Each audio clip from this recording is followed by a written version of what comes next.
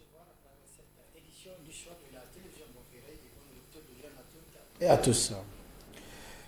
C'est véritablement d'un drame qu'il faut parler. Hier jeudi, dans le quartier Calde-Est, un immeuble à un niveau en cours de construction s'est littéralement effondré, faisant plusieurs victimes. En tout cas, à l'avis des spécialistes des normes, au niveau de ces normes, ne sont pas respectées par rapport au respect et à la réglementation en la matière. Sidou Haruna pour le reportage.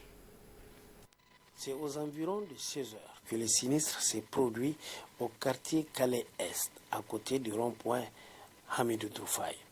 Il s'agit d'un immeuble à un niveau en cours de construction qui s'est effondré littéralement comme un château de cartes. Le bilan est lourd en termes de pertes en vies humaines et en termes de blessés, malgré la prompte mobilisation des éléments de la protection civile. À notre arrivée, c'était un immeuble R+1 qui s'est effondré. Donc lors de l'effondrement de cet immeuble, il y a eu 10 victimes, dont malheureusement 4 victimes décédées, c'est-à-dire 4 victimes qu'il a fallu déblayer pour les faire sortir donc du gravat. Les 6 victimes blessées, nous avons 3 victimes en urgence absolue, c'est-à-dire qui sont grièvement blessées, et 3 victimes en urgence relative qui sont légèrement blessées. Toutes ces victimes blessées ont été évacuées à l'hôpital national au moyen donc des ambulances du groupement national de sapeurs-pompiers. De l'avis de plusieurs spécialistes, il ne faut pas aller loin pour connaître les causes de ces drames. Le non-respect de la réglementation en la matière a causé la perte de l'immeuble. L'effondrement de cet immeuble à vue d'œil est dû au non-respect des normes de construction et au non-respect des matériaux qui rentrent donc dans la construction.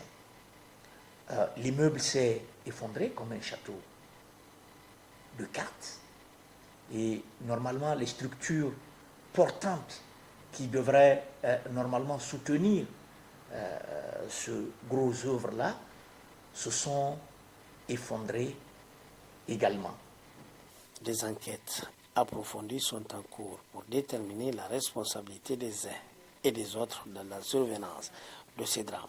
En attendant, la sonnette d'alarme doit être à nouveau enclenchée car à travers tout le pays et à travers surtout Niamey, la capitale, plusieurs immeubles sont concernés par le problème de non-respect de la réglementation en matière de construction d'immeubles.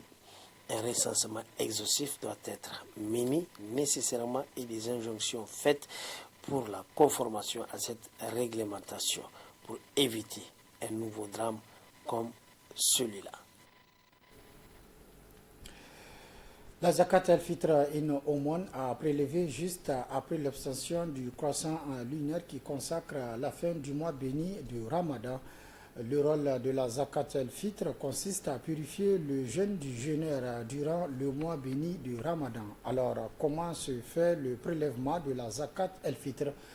Quels sont également les produits concernés? Éléments de réponse dans ce reportage signé Mustafa Abdurrahman Zangono. La zakat el-fitr est prélevée avec des instruments de mesure rudimentaires et modernes. En voici une démonstration.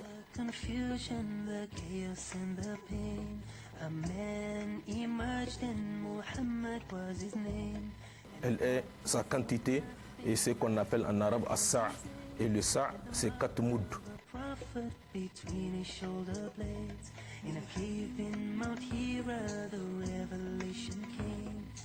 Read, O Muhammad, read in Allah's name. May the blessings of Allah be on Al-Mustafa. None besides him could have been Al-Mujtaba. Muhammad. Et le moud, c'est 4 fois donc la quantité de la main. The greatest of prophets, Islam was his only goal. Muhammad. Pour celui qui choisit de faire sortir les pâtes alimentaires, l'équivalent du sa fait 2,4 kg. Prenons 2,5 kg. Donc il peut enlever 5 paquets. Chaque paquet fait 500 grammes. Quand tu prends 2 paquets, ça fait 1 gramme. 4 paquets, 2 grammes. Et donc 4 paquets et 5 paquets, ça fait le 2,5 kg. For all nations he was Al-Muqtar, so was he praised by Allah Al-Ghaffar, the bearer of glad tidings. Chacun d'entre nous de voir 4 fois 4, ça fait combien? 16. Donc 16 fois ça, ça fait le sa. Ou tu utilises la tia, ou tu utilises les moyens de mesure moderne qui est le kilogramme. Donc 2 kg 500, tu es au sa, ou 16 fois ça, ou la tia. 3 moyens, donc tu peux utiliser. Au temps du prophète sallallahu alayhi wa sallam, ça a été le blé, les dattes et autres. Mais en notre temps, donc ici au Niger par exemple, on va parler du mil, on va parler du sorgho, on va parler du riz et on va parler des pâtes alimentaires. Et de préférence, puisque la sagesse de la zakat al-fitr est pour éviter aux pauvres de quémander le jour de fête, de préférence enlever aujourd'hui le riz et les pâtes alimentaires. Et j'en ai sûr que celui qui le fait aura parvenu à accomplir ce que notre religion nous a demandé d'éviter à nos pauvres, de quémander le jour de la fête. À quelques heures donc de la fête de l'Aïd el-Fitr, les volailles sont disponibles au niveau des différents marchés de la place des carrefours de la capitale. Les prix sont abordables selon les revendeurs. Reportage signé Boubacar Amadou sur les images de Ibrahim Ide. Dans quelques heures, la Oumma islamique nigérienne célébrera la fête de l'Aïd el-Fitr, marquant la fin du mois béni de Ramadan. Une fête à laquelle la volaille est prisée en grande majorité pour les repas de fête, la pintade et la poule précisément. Ici à Niamey, au niveau des différents marchés et de certains carrefours de la capitale, la volaille est disponible en grande quantité. La volaille est disponible sur le marché, mais le client se fait rare. On attend voir les heures qui suivent si la situation va changer. Les prix sont les mêmes par rapport à l'année dernière. Hawa, elle, à l'occasion de cette fête, importe la volaille d'un pays voisin qu'elle vend chez lui à ses clients. Moi, j'exporte la volaille du Nigeria voisin. Le prix est abordable. Je vends la pintade à 4 500 francs CFA. Disponible aussi sur le marché, les poules de race et la volaille congelée, suffisamment pour approvisionner la population selon les revendeurs. On a le produit en stock suffisant pour tout le monde. Quand même, au niveau du produit, on n'a pas de problème. On a le stock quand même, ça est là. On a tous les produits congelés. Côté poulet entier, côté pilon de poulet, côté aile de poulet, côté aile de pintade, les gésés, les saucisses. On a tout quand même en congelé. On ne manque de rien. C'est maintenant qu'on a commencé. On attend la clientèle. Mais on pense que ça va aller, Inch'Allah. C'est toujours le même prix. Le prix qu'on a vendu l'année passée, c'est ça qu'on vend même maintenant. Comparativement à l'année passée, cette année, le prix de la volaille a connu une légère réduction. À côté des différents marchés de volaille est créée une activité, le déplumage de la volaille à la demande du client.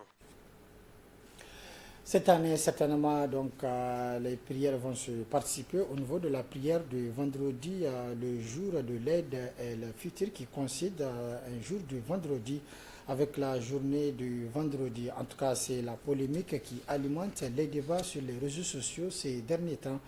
Pour voir un peu plus clair par rapport à cette situation, une de nos équipes s'est approchée, Oustaz Suleiman Oumarou, que je propose de suivre dans ses explications avec Youssouf Haïdara. Cette année, il y a forte probabilité que la fête de l'Aïd coïncide avec la journée du vendredi.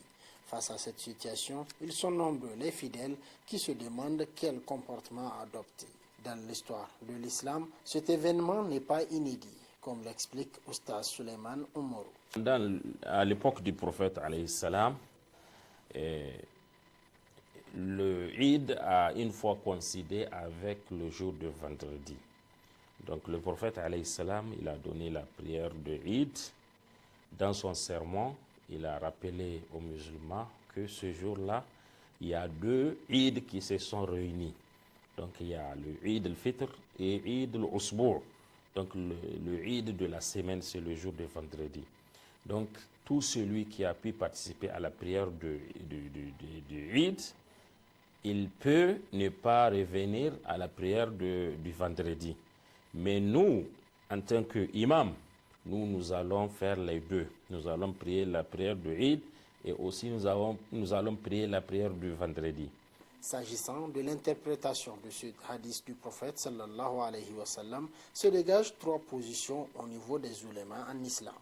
Les fuqaha, les marabouts, ils ont dit d'autres que tout celui qui a pu participer à la prière de Eid, il a la possibilité de ne pas aller participer à la prière de vendredi, mais c'est obligé à lui de prier la prière de Zuhur. Et dans les mosquées qu'on ne va pas prier la prière de vendredi, on ne va pas faire l'appel à la prière en ce jour-là. Sauf dans les mosquées qu'on va prier la prière de vendredi. Et pour d'autres marabouts, ils disent que c'est obligé de participer à la prière de Eid et aussi à la prière de vendredi. Il y a d'autres qui ont dit que non, le prophète, il a donné l'occasion de ne pas revenir à la prière de vendredi pour ceux qui sont loin de la cité de Médine. Donc il y a des musulmans qui viennent de loin pour participer à la prière. Donc ça serait difficile pour eux de retourner à la maison et de revenir pour faire la prière de vendredi. Donc c'est pour cela que le prophète les a donné l'occasion de ne pas revenir. Ce n'est pas obligatoire de revenir. L'idéal, selon Oustaz Suleiman Oumarou, est que le fidèle, après avoir assisté à la prière de l'Eid, qu'il participe aussi à la prière de vendredi. Ainsi, il bénéficiera des 2 avantages. Notre pays se prépare à accueillir la fête de Ramadan. À cette occasion, les fidèles musulmans effectuent plusieurs activités au niveau des ménages et dans la circulation.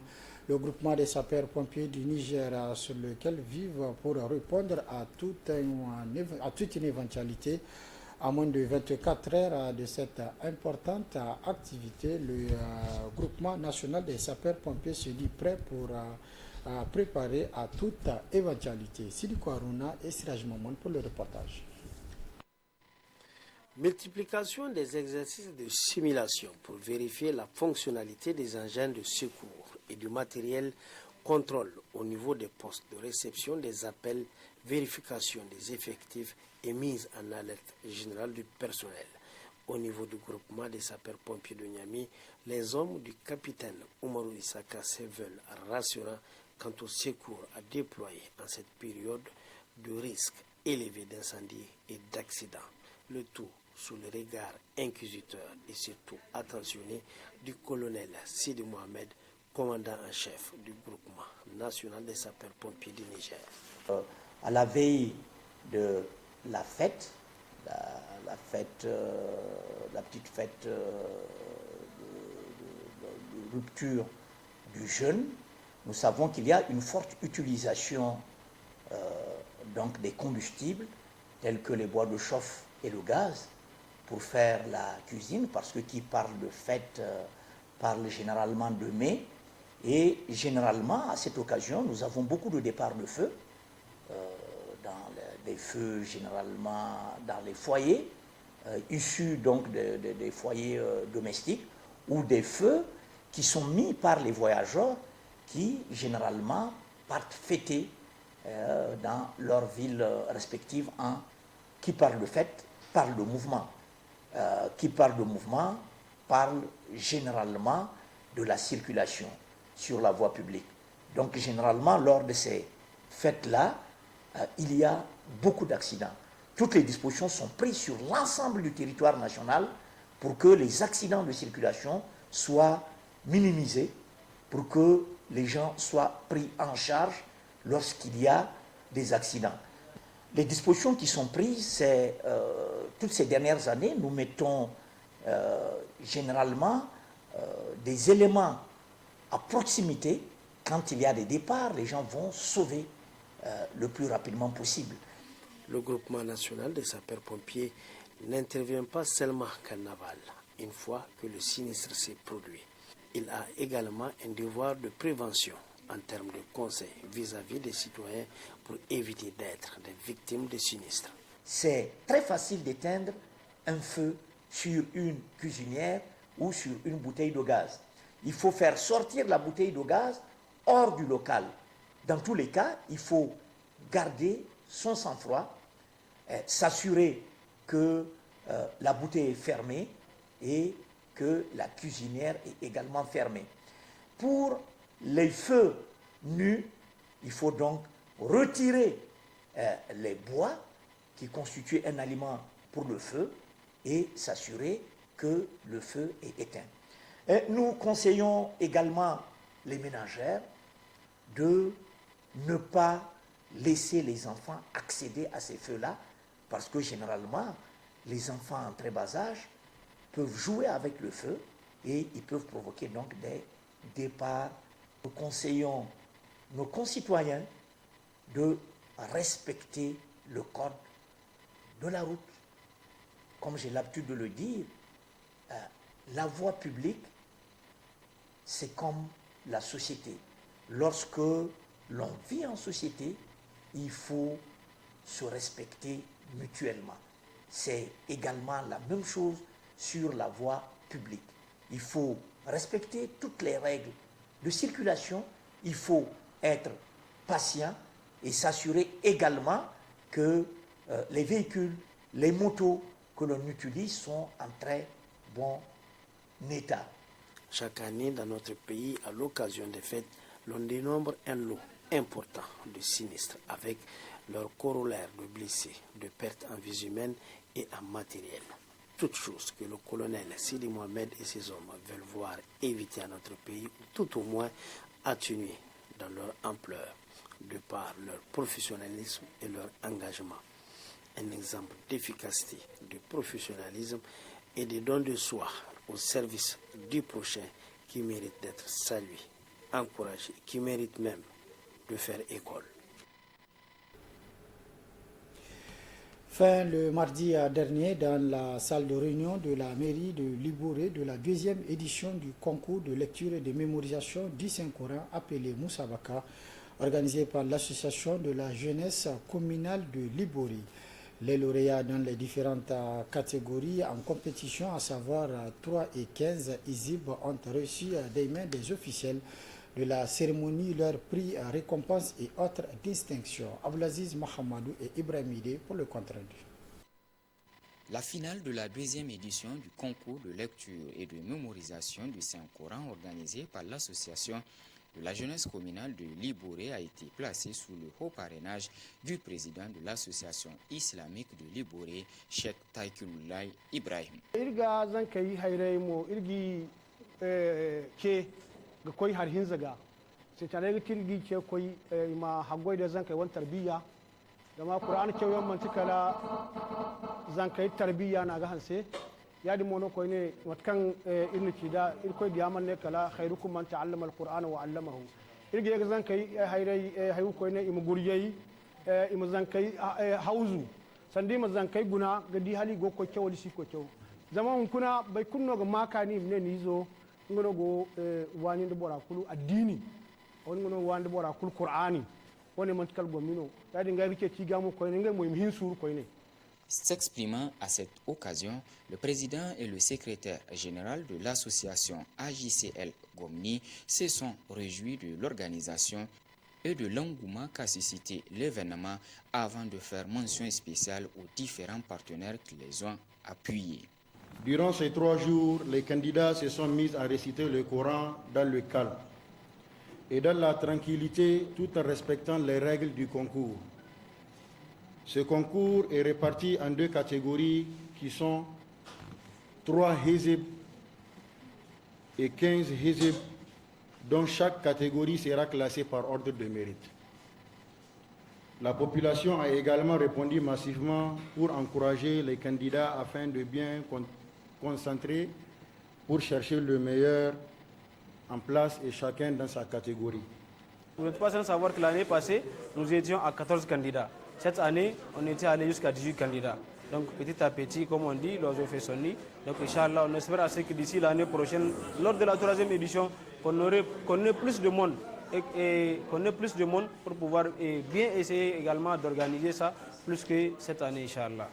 Auparavant, le vice-maire de la commune rurale de Liboré, Mahamadou Moussa, est intervenu en langue nationale pour féliciter et encourager l'AJCL Gomni pour cette initiative avant d'exhorter les jeunes surtout à privilégier la lecture du Coran.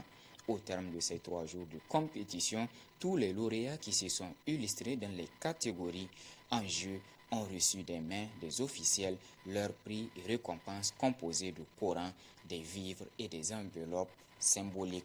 Plusieurs prix de participation et d'encouragement ont été également décernés aux candidats ayant pris part à l'édition 2023 de la Moussabaka organisée par l'association de la jeunesse communale de Liboré.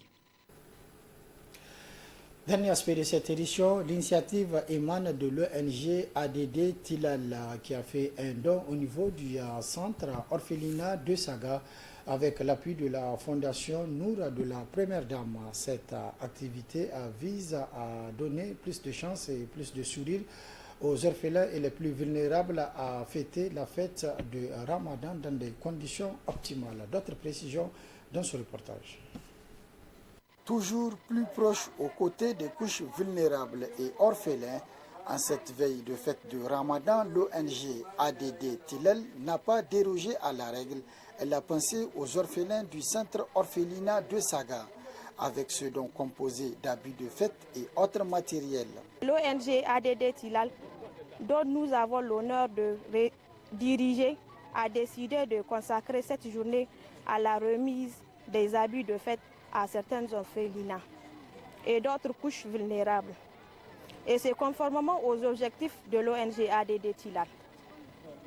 C'est à ce titre que j'invite toutes les bonnes volontés à s'approprier cette initiative de la Première Dame, Son Excellence Madame Bazoum Kadija, afin de permettre aux orphelins de jouir et sentir d'instances de bonheur et de chaleur familiale, car ce sont avant tout nos filles, nos fils, bref, une couche sociale à soutenir.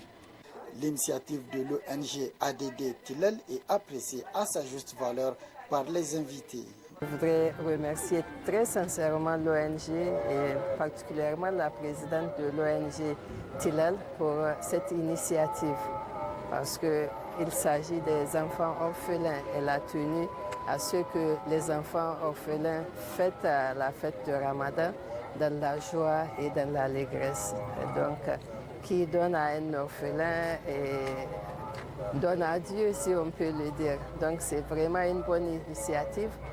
Et cela prouve que les Nigériens ne croisent pas les bras et ils n'attendent pas les partenaires extérieurs pour pouvoir s'occuper des enfants nigériens. Ce don est la suite logique de la série initiée depuis quelque temps par l'ONG avec le concours de la Fondation Nour de la Première Dame. À travers cette initiative, l'ONG Tilal veut ainsi apporter sa part de contribution pour le rayonnement de l'islam et le bien-être des orphelins et couches vulnérables. C'est la fin de cette édition. Merci de l'avoir suivi à toutes et à tous. Prochain rendez-vous de la rédaction demain, Inch'Allah, à partir de 12h30. Très bonne réception. Au revoir.